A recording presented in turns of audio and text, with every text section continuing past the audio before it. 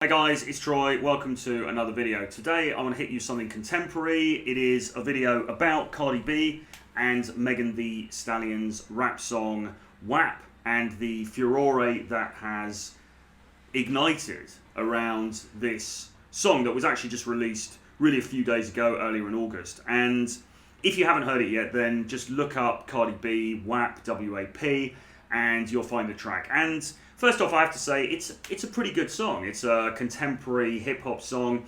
It's got a good backing track. I think it was sampled from an earlier track called Whores in This House. It sounds cool. Both rappers are really good. I mean, obviously Cardi B is a very accomplished rapper, so too is Megan Thee Stallion. Both of them have slightly different flow, but it merges really well together. Whole thing sounds great, okay? Very well produced, etc, etc. And they've also got a video for this song, which you can view on YouTube. And it's a really cool video, really bright, pastel-y colours. It's set in this mansion house where the two women are walking around and they're seeing all of this. And it's vaguely surreal, it's vaguely dreamlike. And the two women are walking around, seeing all this kind of surreal stuff going on. And there's cameos too by other female stars. So notably, Kylie Jenner walks in wearing this like leopard print outfit, and you see a leopard looking at her. There's all these wild animals in the video as well. There's like snakes and things. Pretty crazy stuff. Very enjoyable. It's a good club banger, and as and when we get nightclubs again, if we ever do, then I'm sure...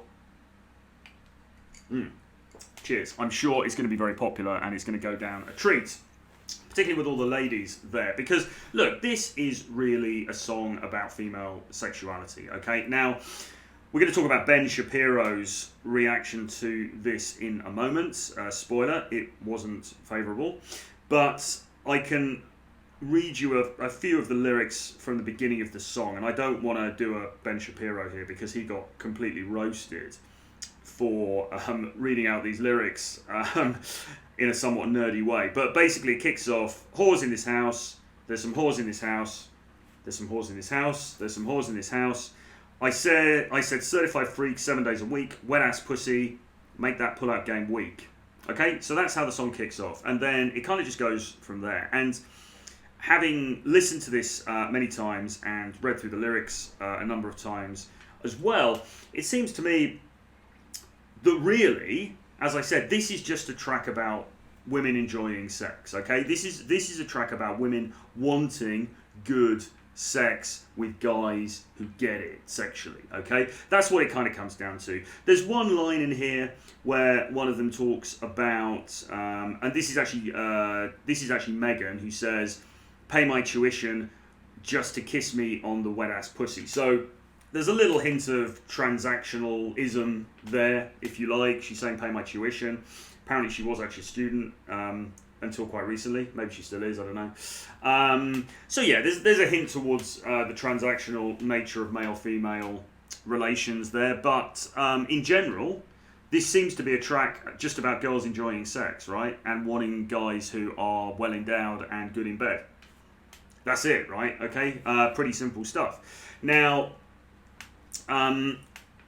unsurprisingly, this has caused a ton of consternation from both the left and the right. Okay, so Ben Shapiro was outraged when he heard the lyrics to this song, so he read them out on his show, replacing WAP, wet ass pussy, with wet ass P word, I think he was saying. So he was a little bit squeamish around some of the lyrics, but he read a lot of it out, and then he just talked about how much more vulgar the track got as it went on, which indeed it does. It is pretty vulgar, but that is just part of the genre of hip-hop, right? I mean, there's nothing new about that. That's just part of the charm, if you like, of these records. I think the difference we've got here is that these are women singing this thing rather than guys, okay? And then, so you've had criticism from him and other right-wing commentators. Somebody said a would-be congressman from, I think California actually, said this is what happens when children are brought up without... Hang on a sec, I'll find the quote if I can. Oh no, I've lost the quote. It's something like, this is what happens when kids are brought up without God.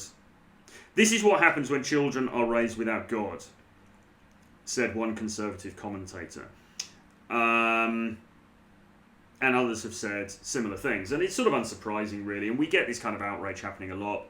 And the point, really, I want to make in this video is that the outrage is kind of all confected, and it's really a bit of a waste of your time to buy into this kind of stuff, to get wound up about this kind of stuff. And the other thing I wanted to say is that actually this song, while indeed symptomatic of a very licentious dating environment in 2020, is actually pretty good news if you're a guy who wants to have a free and fun time in the dating marketplace. Because, you know, what we're seeing really is an explosion of sexuality, and that is no bad thing at all.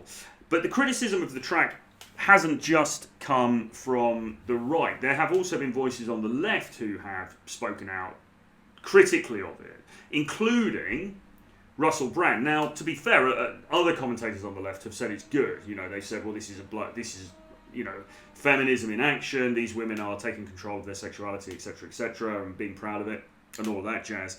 Russell Brand made a long-ish video where he talks about the song and Ben Shapiro and other things, and he takes a different tone. He says, well, hang on a minute, guys.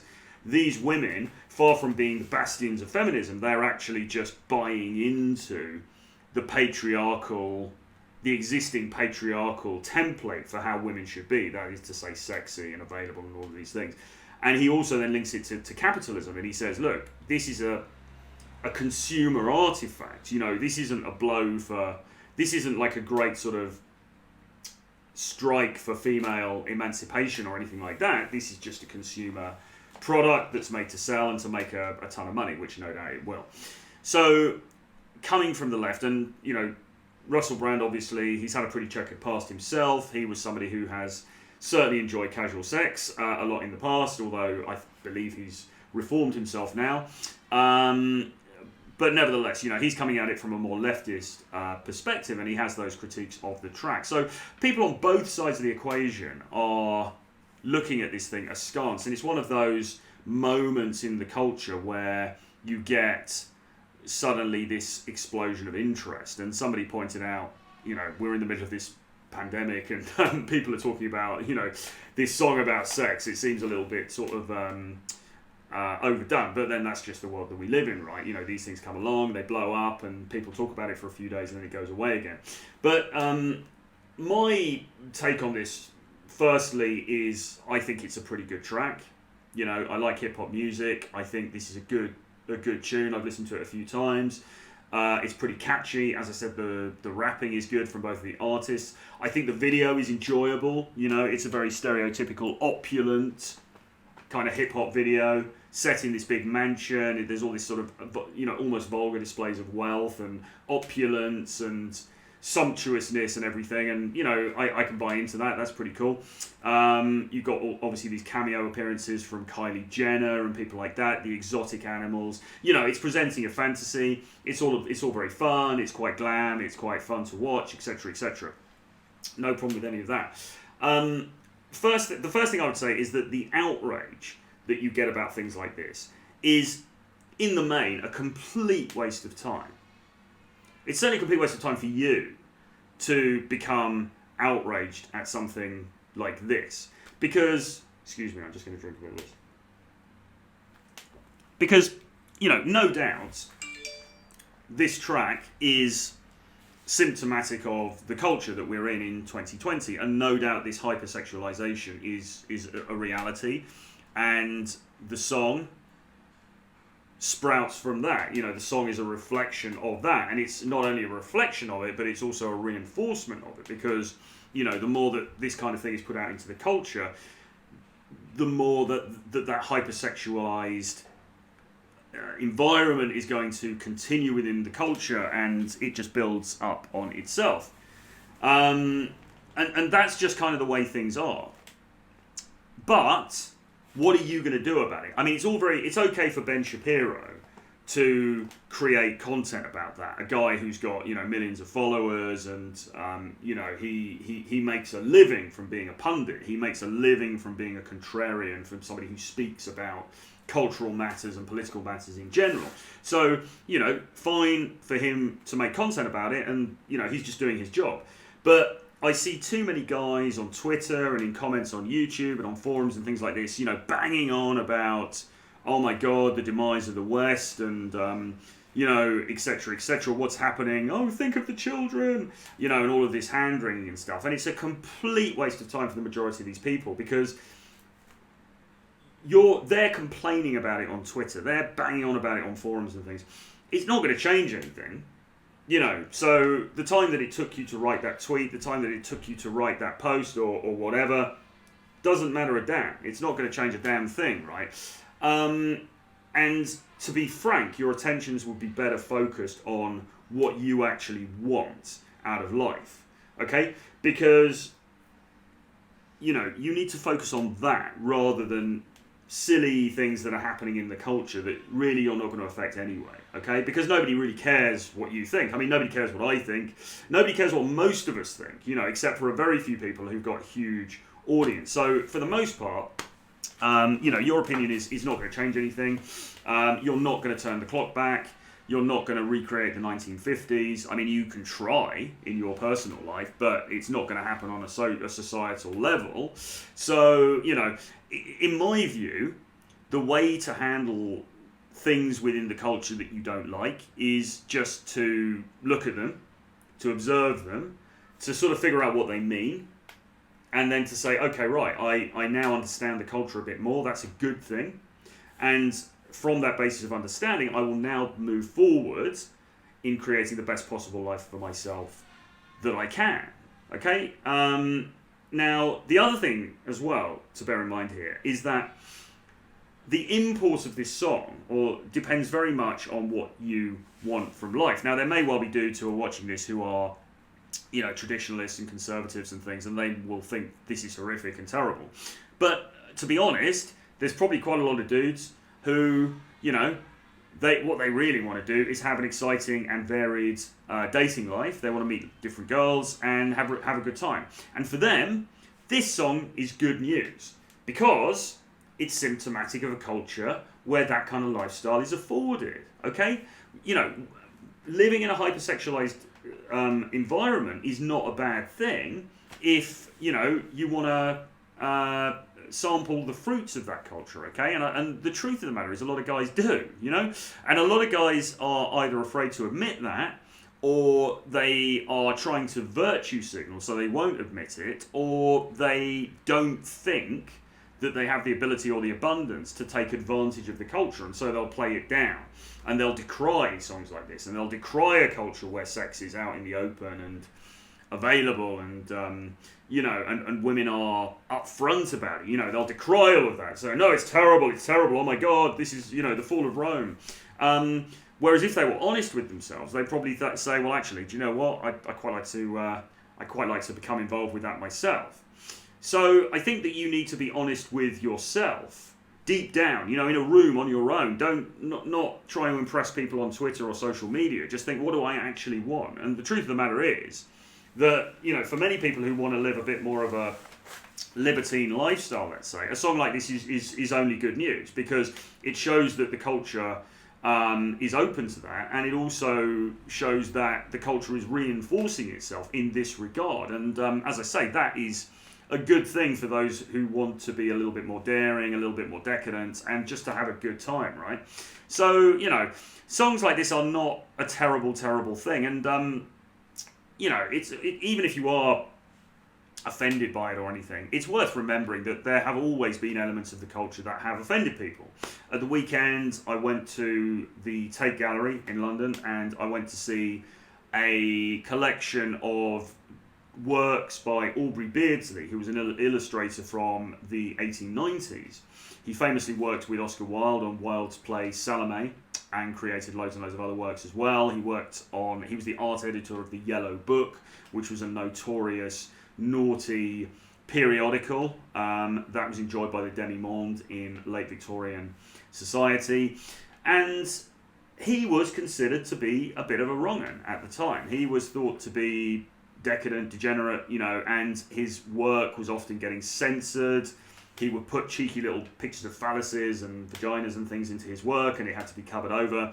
You know, he was a naughty boy.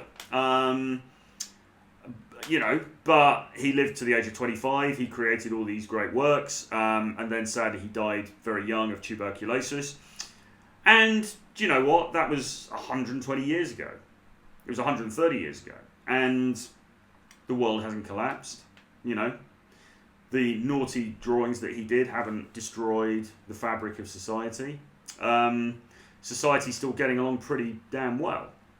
So individual artifacts, while they are important and they are worthy of discussion, are not in themselves going to create chaos. You know, they're not themselves going to overturn everything that you love and hold dear. And to be frank, even if they were, you can't do anything about it anyway. So it's always better to accept and to find a way to move forward within the world as it is, rather than as you would hope it to be. But as I say, if you are somebody who's watching this and you're kind of thinking, well, do you know what? Enjoy the decline. I'm quite happy to, you know, to have a good time, enjoy my life, enjoy the fruits, all the wonderful fruits and pleasures of this world.